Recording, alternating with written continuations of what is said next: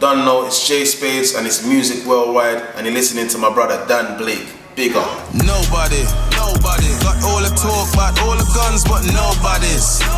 Yes, you look. Alright, so we're slipping and Rick. Up in the morning and afternoon. Always hustling hard. And you don't beg none from nobody. It's J Spades, nice to meet you. I see it on your own, man. Of course, every time, big fan of yours, man. Love. So Nobody, the latest track released over Money Over Pagans Part 3. How did making this track come together? Well, we were just in the lab doing what we did, man, making bangers, and then I heard, when I made this one, I was like, you know what, I'm never gonna really wife up this one and keep it to myself. I'm gonna send it out to the right people and get the right people on the tune, figure the people and what they want. And I just paged all the youngers, them, and the juvvies, them came true. So I big up all Mostacks, J, Haas, Grizzly One, Fiddy, Section Boys, like big up everyone doing their thing right now in the game. You get me? We came true and we made a banner for them. Brilliant. So how was the recording process with that track? Was everybody in the studio? Nah, because the way I was moving, I was just trying to do a million and one things at once. So I was in the studio with that tune there, and I didn't even waste no more time on it. By the time I finished recording the hook for that, I jumped on another tune, started making Amazing and all of them tune there. So I just sent it to everyone, because everyone's time kind of didn't really coincide.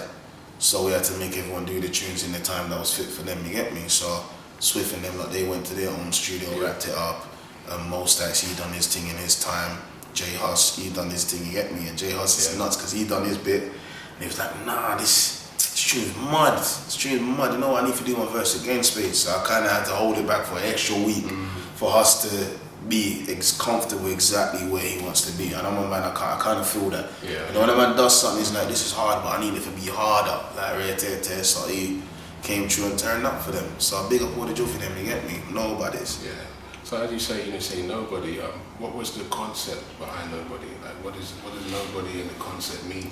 Yeah, we got a bunch of man just talking pure wicked talk and pure this, that and rare and then you have another set of man that want to tell you how to do it when they ain't never done it themselves. You understand what I'm saying? So for that, for me, you're just a nobody. No, like that. Like, don't try to tell me how to do this or do that right when you ain't never stepped foot in. Or, you know what I mean? Never done that. He ain't never took 2 steps in the mind of this thing. So for me, as I said, we don't take that from nobody. No, like that. You know, you had a lot of cool camera angles and shots within your videos, you know, kind of got a movie style, motion picture energy in the Nobody video. You know, Slick Rick as well, Twerk. You know, tell the people a bit about, you know, how did the ideas, you know, to come up with those kind of videos. You know what? I'll tell you, 80% of the visuals that you see from me is 80% of my ideas. You know what I'm saying? The one video I'd say I kind of gave the director a lot of creative freedom was Slick Rick. So shout out to Vertex. Vertex came true, threw him 10 stacks and a little bit more change on top. And we shot Slick Rick, and like I said, he done a dope job, you know, I'm way there. But everything else you've ever seen from me visually was kind of really, really hands-on, you know, I'm way there. So Twerk, that was shot by Toxic TV. I just dropped another video about a week ago, 50 deep. Shout out to Frost, you know, I'm way there. And as I said, if you see the levels in the videos, like, it's still street song. It's not like I'm releasing pop records and the video's mad clean. Like, this is street jams, but watch the video, taking the visuals clean, no low budget TV bollocks, you understand what I'm saying? So, and we're just gonna keep the levels at where it's at and above, pushing it up, you get me? Triple MP to me has like a cinematic feel to it on tracks such as Beg None and Haters. How was the production behind those 2 records chosen? By the same internal team that I've kept from the jump. So 98% of the tunes you ever heard me on was produced by either the Beat Boss, shout out to the Beat Boss, or C Figures. See me, and that's my production team. That's the dudes that I came in the game with. That's the dudes that I kind of kept close to home. So even though I worked with other producers and whatnot, most times if they call me for a feature, 8 to 9 times out of 10, whatever instrumental I use or beat's gonna be used, it's gonna be by the Beat Boss or C Figures. See me? So C Figures produced Beg None, big tune, enough worth know that. And the Beat Boss produced the other song that you mentioned, sorry for Haters. Yeah, Haters. On them way there. So That's just my team. It's GRT, man. You know what I'm saying? We're in-house. You know, that being said, you know, Rick Ross, he gives me that kind of similar cinematic energy when I just hear the vibe. Yeah. I really think that your styles would, you know, merge well together. Could you see yourself working with him on some? Well, there was questions about that. There was questions about it like a year and a half ago. Like, yo, what is Spades gonna run with Maybach Music? Is that where he's gonna take it to or rare te? We kind of never really got around to having a sit down and putting certain things in perspective. But with that being said, big up to my brothers over Maybach Music.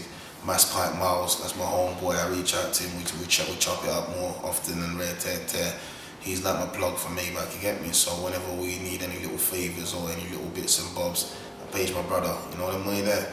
But as far as like doing a label situation, I kind of put everyone on pause at the moment because I want to build my brand, get a structure, and then we'll do some distributing through somebody. But if they one of them come with the right situation and it works for all parties involved, then let's go. Alright, brilliant. I'm just going to quote a line from one of your projects. Who's your rap fans? Nobody. So for those who listen, you know, to this interview and may become like a new J Spades fan, give me one track from all three of the Money Over Papers trilogies that you would say are the ones to listen to if they've never heard you before. Alright. Triple MP 1, I'd say either Nightmares or White Stuff. The White Stuff done numbers as well in the streets. Triple MP 2, I would say 300 featuring Waka Flocka, or 300 featuring Waka Flocka. That was powerful as well, even though I had so many bangers. Burn as well, that was a big tune. Never giving up till we live it up, you see me? And then we said all the way up to Triple MP3, Like, there's so much to choose from on this new joint. Like, I can't even, like, it all depends on the mood you're in or what you're trying to use it for or whatnot. Your current mood right now? Current mood right now, I might be feeling amazing, you get me? So amazing, or just dealing with the haters, you get me? So, one of the, what's going on, because that's what everyone wants to know, including myself. Yeah, for real. You see me? So, I noticed from the get-go, you got a big presence with your voice and tone, and when you're in a song.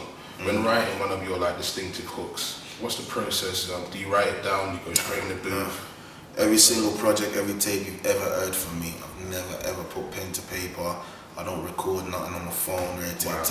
It's a long process, but this is how we get it done. We go in the studio, we drink some liquor, we smoke some kush, and we build a vibes. It might take us a couple hours, but that's how we get it done. And then we just go in the booth and just lay them down, freestyle, or just sit there and keep reciting until, you know what I mean? And then getting the end product, which is the tape. So you heard that first J Spades, you don't write nothing down? Nothing at all. You was born in Jamaica? No, I was born here. So you was born here? Yeah, I just left when I was a juvenile. And on the way there, left when I was a juvenile. I was getting too naughty. And I was like, yo, sending them to go stay with your auntie. You know what I'm saying? You're too rude. And then when I got there, started licking heads with the wrong peeps and doing the same cycle again. So my auntie's like, no, you're going back to UK to stay with your mum because you're not listening and you're not behaving and blah blah blah, and push the clock forward or doing what we're doing, music. So you've got that kind of Jamaican, you know, sound and tone within your style. So and I say, if you watch Shutters, see Biggs and Wayne, when they're young, see the big fat one, the chubby one with the belly out, that's how I was in yard. You see me? When my auntie's like, yo, sardine, and I'm like, I don't want no sardine, like, I'm from England, I will eat proper, you know what I'm saying? But I had to go out there and learn the military style of life, you get me, and realize that everything ain't tea and biscuits, you get me. So when I come here, I'll just be smiling at stuff that people cry about, you get me, because we've been through it. So as we're talking on, like, you know, we mentioned some food right there, I've got a question for you here right now. So if, you know, you headed to your kitchen right now, transformed into, you know, J Chef Spades, what would you cook out of these popular Caribbean dishes? Stew chicken, oxtail, curry mutton, all served with the rice and salad for your guests, and why would that be the choice? You know what? I think I'll go with the chicken. I have a jerk chicken or stewed chicken because I feel like it's a little bit more universal. Everyone, even if you don't eat that much meat or whatever, 9 times out of 10 people tamper with chicken. You get me? Oxtail and all them things is a thing, you have to get it right. If you don't get it right, man, I'm not dealing with you. You know, like that. If I go to your restaurant, I go to a proper Caribbean and the oxtail ain't correct, I'm done with you. If the curry go ain't correct, I'm done with you. But chicken, everyone's supposed to can get chicken right. Yes. See me? So just for the whole the guests and yeah, we can deal with some chicken and everything. Yeah. And your father is a popular Jamaican artist. Is that right? Yeah. Let people know who that is. Yeah, man. My dad was a rude boy in the 80s. You get me? Like he came up in an era where like there weren't no YouTube or there weren't no none of this, you get me? So it's only a thing if you know, you know. Yeah. And Josie Wells, you get me? Okay. I'm talking about Clark's shoes and Kangol hat era and all them type of thing there, you get me? So Dad done some big records, man. He done some dope records and he helped put a lot of people in the game. So people like Shamaranks, Bounty Killer, Shaggy, all these guys, if you ask them, they'll tell you exactly what I'm talking about, you get me? Because he was kind of instrumental in a lot of these guys' careers. You get me, help bring them in the streets and all of them type of thing and show them the way and whatnot. But as I said, Stereo Gaff, big up to all the 80s, man, and I listen to reggae music and that. You know about Josie Wells, King Yellow Man. I can go on and on for hours, you get me? But as I said, that's who my OG is, that's who my old pops is, you get me? And big him up anywhere in the world he is right now because he's still running up and down. Big up. So I've heard you, you know, in interviews mention about getting this together. Yeah. You know, is that a project? Can you tell us a bit more about what's going on with that? Yeah, man, that's a mixtape and a belief at the same time. You know them way there, because as I said, when I do my music, I like to have my music with a concept of what kind of relates to real life. So when I was doing the More Money, More Pagan saga, we was obviously running around doing things that considered not to be correct in today's way. And I just realised that with the more the money you make and the more you're in the streets and then what you're doing, the more the pagan them start to show themselves. And you have to just deal with them accordingly, you get me? So that's where it was, you get me? Same for the GRT. GRT is a mentality, it's a state of mind. Whatever postcode you're from, whatever block you rep, whatever gang situation you have, whatever corporate structure situation you have, the whole mentality and the mode and the whole aim of it is to get rich together instead of this GRA thing, get rich alone, you get me? So, yeah. You know, I'm hearing that you are possibly a part of a big cypher at the BET Hip Hop Awards. Can you talk a bit about that? Who told you that? He's got a plug, you know. He's got a plug, because I only found out about this earlier today and he knows already, you get me? But yeah, I'm gonna come true, come get him something. Yeah, but they need some fire over there, and a lot of people don't really hear me spit too much, you get me? So more time they wonder if I'm getting rusty or if I still, or if I even can do it. Until they go take my fire in the booth and they're like, Ross, the boy Spades bad still. But Cypher, yeah, come check me out.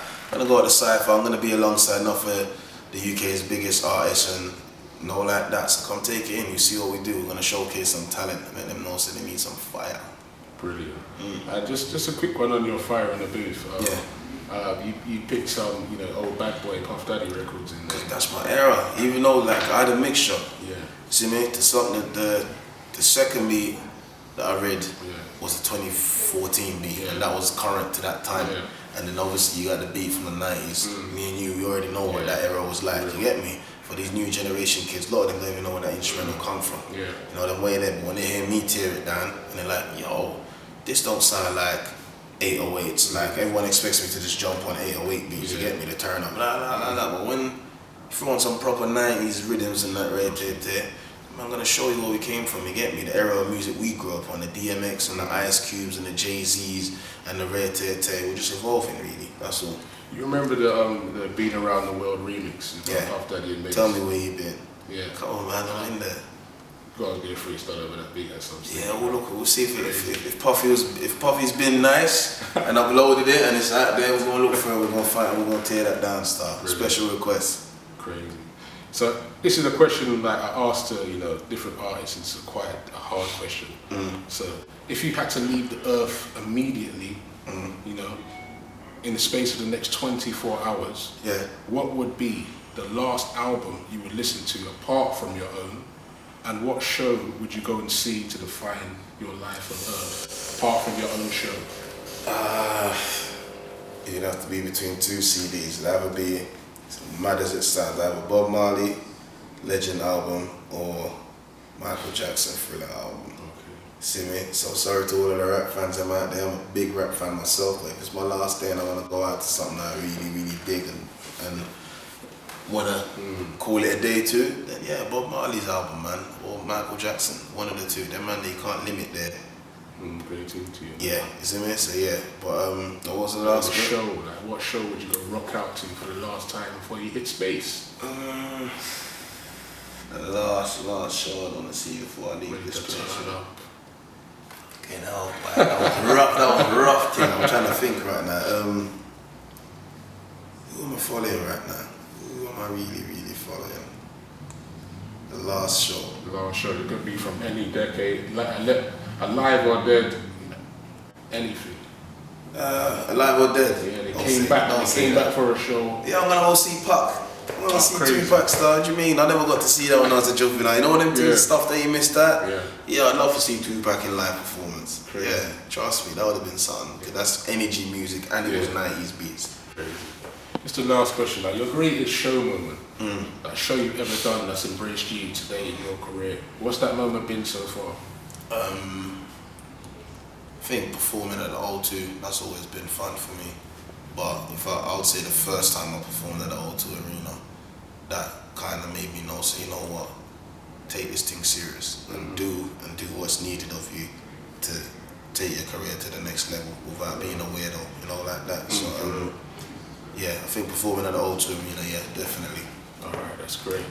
So, J Spades, it's been a pleasure speaking to you. My fam, man, it's been a pleasure being here. Big up, you get me? Done now. Big Spades. We don't beg nothing. Can't smoke no weed here. No. Cause my neighbors is nosy. They call the law. I can't hustle on high road. No. Cause the feds them know me.